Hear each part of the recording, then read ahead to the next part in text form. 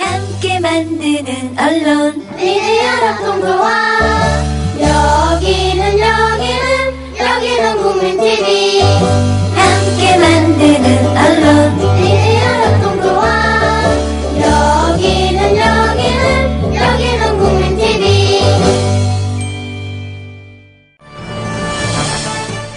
안녕하십니까. 국민라디오 정오종합뉴스입니다. 먼저 오늘의 주요 뉴스입니다.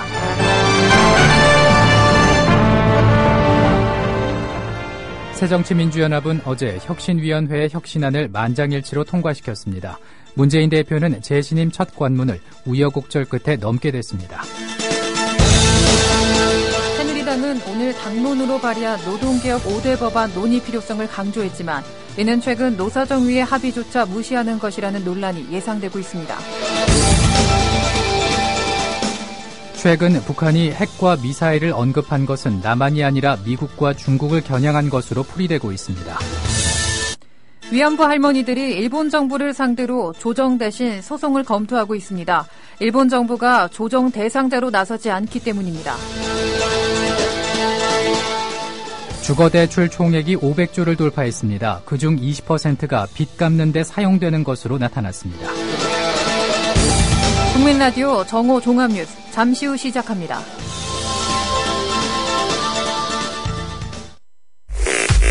국민 라디오를 또 국민 TV를 읽는다? 미디어 협동조합 콘텐츠의 관문 국민TV 뉴스를 아시나요? 뉴스K 등 국민 TV의 모든 기사, 조간브리핑 등 국민 라디오의 인기 콘텐츠, 주요 방송의 녹취와 뉴스메이커와의 대담, 주요 원고 대본이 여러분을 기다립니다. 국민 라디오와 국민 TV를 한눈에 만나세요. news.국민.tv 모바일 접속은 m.news.국민.tv. 새정치민주연합은 어제 당 중앙위원회를 열어 혁신위원회의 혁신안을 만장일치로 통과시켰습니다. 새정치연합 중앙위는 어제 지도체제 변경 등에 관한 당원 개정안과 공천 관련 당원 개정안을 각각 차례로 상정해 가결 처리했습니다. 지도체제 변경 개정안은 최고위원회 폐지에 따른 권역별, 계층별 대표위원으로 지도부를 구성하는 것을 골자로 하고 있습니다. 공천 관련 개정안은 안심번호제 도입을 전제로 총선, 경선 선거인단을 100% 국민공천단으로 구성하고 정치신인 가산점제와 결선투표제를 도입하는 내용을 담고 있습니다. 이날 회의에는 중앙위원 제적위원 576명 가운데 417명이 참석했습니다. 이에 따라 문재인 대표는 재신임 첫 관문을 우여곡절 끝에 넘게 됐습니다. 새누리당은 오늘 사실상 당론 발의한 노동개혁 5대 법안의 논의 필요성을 강조하는 한편 야당에도 관련 법안을 제출할 것을 촉구했습니다. 특히 새정치민주연합에서 정부 여당의 일방적인 노동시장 계약의 중단과 함께 노동 입법 등을 논의할 국회 내 별도 특별위원회 구성을 제안한 것에 거절 입장을 밝혔습니다. 한노위 여당 간사인 권성동 의원은 오늘 한 방송에 출연해 노사정 간 어렵게 합의된 부분을 국회가 존중해야 되는데 이번에 제출된 법안 중 상당수는 노사정 합의 사항을 바탕으로 해서 입법한 것이라면서 노사정 합의를 기다렸다 법안을 제출하면 이번 정기국회에 논의할 수가 없어서 일단 법안을 제출하고 그 사이에 노사정 합의가 되면 그것을 법안 심사에 반영하겠다는 뜻을 내비쳤습니다. 김무성 새누리당 대표는 오늘 오픈 프라이머리는 수차례 의원총회를 거친 당론으로 공천권을 국민에게 돌려드린다는 약속을 꼭 지키겠다고 밝혔습니다. 김 대표는 이날 당 최고위원 회의 직후 기자들과 만나 어제 문재인 대표가 오픈 프라이머리를 받을 수 있다는 혼란스러운 발언을 했다. 오늘 정개특위 여야 간사 간 대화에 진전이 있다면 문 대표를 만날 수도 있다고 말했습니다. 김 대표는 오픈 프라이머리에 대한 양당 대표 간 담판 가능성을 이렇게 열어놓으면서 오픈 프라이머리는 처음부터 끝까지 저의 일관된 주장이라면서 오픈 프라이머리 방법에 있어서는 여러 가지가 있다고 말했습니다. 체육관 경선만이 아니라 100% 여론조사 방법 등까지 고려하고 있다는 것으로 풀이되고 있습니다. 무소속 천정배 의원이 오는 20일 신당 창당을 공식 선언할 것으로 알려졌습니다. 천 의원 측 핵심 관계자는 오는 20일 서울 여의도 인근에서 기자회견을 열어 창당 계획을 구체적으로 밝히기로 했다고 말했습니다. 창당 회견에 현역 의원이 동참하지는 않을 것이라며 천 의원 측은 당분간 기존 정치권과 거리를 유지하면서 차별화를 시도할 것으로 보입니다. 관계자는 이번 회견서 이분들 중 일부가 같이 인사를 드릴지 추석 이후 인사를 드릴지에 대해서는 18일쯤 결론을 내릴 것이라고 말했습니다.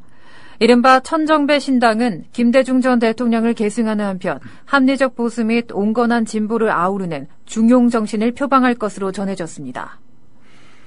북한이 장거리 로켓 발사에 이어 핵실험 가능성까지 언급한 배경에는 미국과 중국의 대북 정책 변화를 시켜 주도권을 잡겠다는 북한의 속내가 담겼다는 분석이 제기되고 있습니다. 북한이 오는 25일로 예정된 미중 정상회담과 다음 달 16일인 한미 정상회담 등을 앞둔 상황에서 핵 미사일 카드를 내놓는 것은 미국과 중국을 겨냥했기 때문이라는 풀이입니다. 실제로 북한은 핵실험 가능성을 시사한 후에도 판문점에서 이산가족 생사 확인 의뢰서를 교환하는 등 남한과의 상봉 행사 준비를 차질 없이 진행했습니다.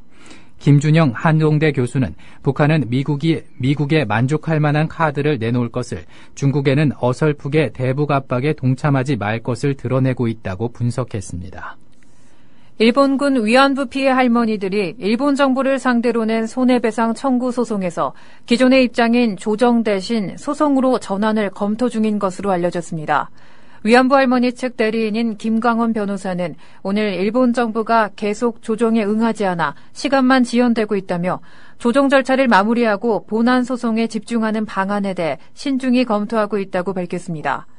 김 변호사는 일본의 입장이 변하지 않자 원고 측 출석만으로도 재판 진행이 가능한 소송으로 내부 논의를 마친 것으로 알려졌습니다. 앞서 일본군 위안부 피해자 김군자 할머니 등 12명은 지난 2013년 8월 일본 정부를 상대로 1인당 1억 원의 배상을 요구하는 소송을 내기 전 민사조정을 신청한 바 있습니다. 현대중공업노조가 올해 임금협상 타결을 위해서 대주주인 정몽준 아산사회복지재단 이사장이 회장 출마를 선언한 피파 스위스 본부로 투쟁단 파견을 확정했습니다. 노조는 다음 달 18일부터 24일까지 피파 본부가 있는 스위스 쥐리히에 노조 간부 1명과 통역인 등 투쟁단을 파견할 계획이라고 밝혔습니다. 노조는 보도자료에서 올해 임금 협상 타결에 열세를 쥐고 있는 정몽준 이사장은 피파 회장 후보 등록 전에 노동자들의 요구를 받아들여야 한다고 밝혔습니다. 이와 관련해 노조 한 관계자는 올해 4월 교섭 요구안을 사측에 전달했지만 지금까지 시간만 낭비했고 회사 측은 부실 경영으로 발생한 막대한 손실의 책임을 노동자에게 떠넘기며 임금 동결만을 주장하고 있다면서 이에 실질 경영주인 정몽준 최대 주주와 직접 교섭을 하고자 나서게 된 것이라고 강조했습니다. 한국도로공사의 고속도로 휴게소 청년창업 매장 지원 사업이 사실상 실패한 것으로 드러났습니다. 국회 국토위원회 소속 이미경 의원은 오늘 지난해 처음 시행된 휴게소 청년 창업 매장 29개 중 17개 매장이 폐업했다면서 청년 창업을 지원하겠다던 사업이 오히려 청년 실패자를 양산하고 있다고 지적했습니다. 창업 매장 조성 비용은 휴게소별로 차이가 있었지만 점포 한 곳당 평균 1,200만 원이 투입됐습니다. 도로공사는 29개 창업 매장에 6개월 동안 3억 1,500만 원의 임대료를 감면해줬습니다. 도로공사와 휴게소 운영업체는 3달 간격으로 매출액과 민원 건수 등을 조사해 일정 점수에 미치지 못하면 계약을 해지했습니다. 국내 급발진 신고 차량 10대 중 넉 대는 에어백이 작동되지 않는 것으로 나타났습니다. 국회 국토교통위원회 소속 강동원 의원이 교통안전공단으로부터 받은 자료를 보면 2010년부터 올해 7월까지 급발진으로 신고된 차량 482대 중 43.4%인 209대가 에어백이 작동하지 않은 것으로 집계됐습니다. 에어백이 작동한 차량은 23.0%인 111대였습니다. 이 기간 동안 급발진 신고 차량은 현대차가 전체의 43.6%인 210대로 가장 많았고 기아차 78대, 르노 삼성 71대, 한국 GM 35대, 쌍용 30대 등이었습니다. 강동원 의원은 교통안전공단은 물론 범정부 차원에서 급발진 차량의 원인 규명과 함께 급발진에 따른 피해 최소화 대책을 마련해야 한다고 지적했습니다. 롯데가 공정거래위원회에서 요구한 해외 계열사 소유 실태 관련 자료 일부를 제출하지 않은 것으로 드러났습니다. 오늘 국회 정무위원회 공정위 국정감사에서 정재찬 공정위원장은 모든 자료가 들어오진 않았다며 몇 차례 누락된 자료에 대해 제출을 요구했으나 아직 받지 못했다고 답했습니다. 정 위원장은 제출된 자료에는 일본 롯데홀딩스 주주 구성과 총수 일가가 보유한 광윤사 주식 등 수치만 나와 있을 뿐 그에 대한 구체적인 증빙 자료가 빠져 있다면서 한 달 내 제출을 하지 않으면 상응한 조치를 취할 것이라고 밝혔습니다. 그러나 1억 원 이하의 벌금으로 제재 수위가 낮기 때문에 징역형을 추가하는 법 개정도 검토 중입니다. 올해 상반기 가계부채 총액이 사상 최대인 1,071조 원을 기록한 가운데 주택담보대출과 전세자금 대출을 합친 주거대출 총액이 사상 처음으로 500조 원을 돌파했습니다.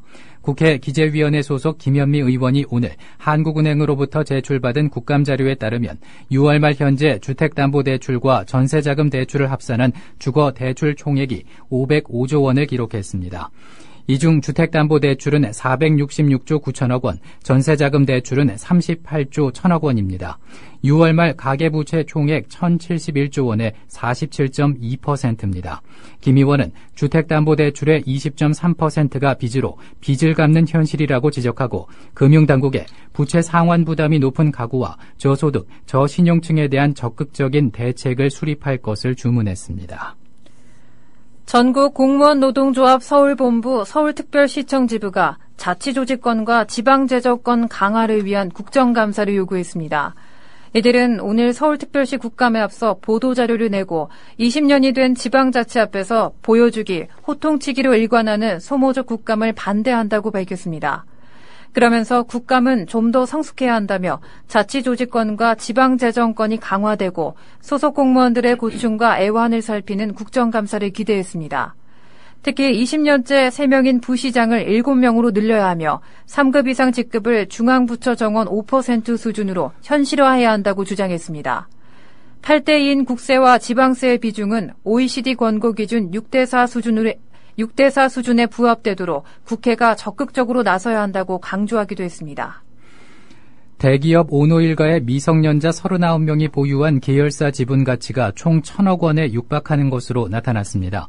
국회 정무위원회 신학용 새정치민주연합 의원이 어제 공정거래위원회로부터 받은 대기업 집단 중 미성년자 주식 소유 현황을 보면 2014 회계년도 기준 15개 그룹에서 미성년 친족 39명이 계열사 주식을 보유하고 있었습니다.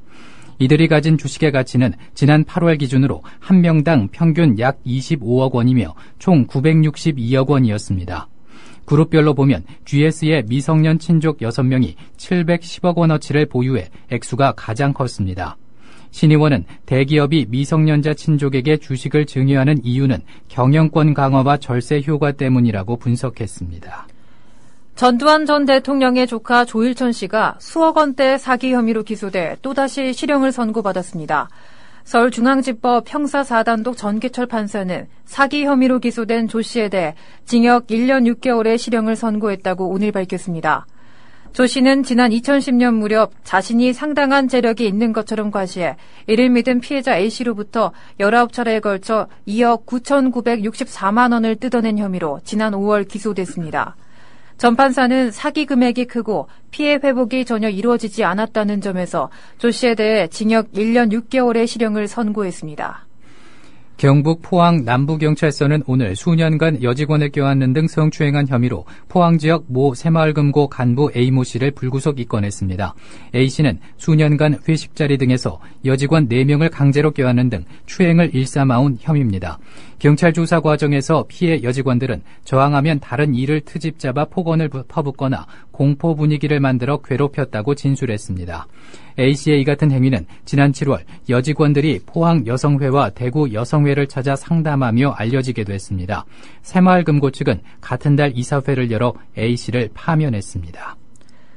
홍삼 음료에 홍삼 농축액이 아닌 색소를 넣어 판매한 한국농축산 영농조합법인 대표 공모 씨가 식품의약품안전처에 적발돼 식품위생법 위반 혐의로 검찰에 구속 송치됐습니다. 식약처에 따르면 공모 씨는 홍삼 농축액 등을 넣은 것처럼 허위 표시한 17개 제품을 만들어 불법 판매했습니다. 시가로 따지면 27억 원 상당입니다. 공모 씨는 지난 2012년 1월부터 2015년 7월까지 홍삼 음료 15개와 액상차 2개 제품에 홍삼 농축액 등을 넣는 대신 식품 첨가물인 홍삼향과 카라멜 색소를 사용한 것으로 조사됐습니다.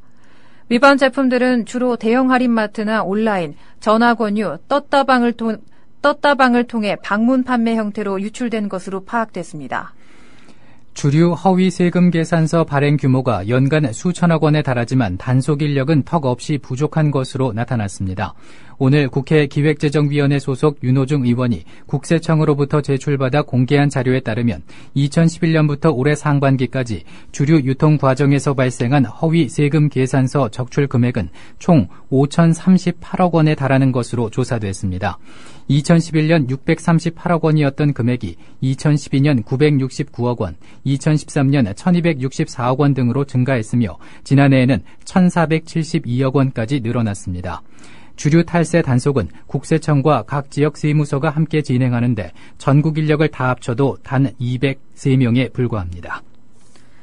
칠레에서 규모 8.3의 강진이 발생한 후 2차례 강한 여진이 관측됐다고 미국 지질조사국이 어제 밝혔습니다. 미국 지질조사국에 따르면 규모 8.3의 강진은 오후 7시 54분쯤 일어났고 이후 규모 6.2와 6.4의 여진이 발생했습니다. 이번 지진은 칠레 북서부 도시 발파라이소에서 북쪽으로 약 167km 떨어진 지점에 깊이 12.6km 지점에서 발생했습니다.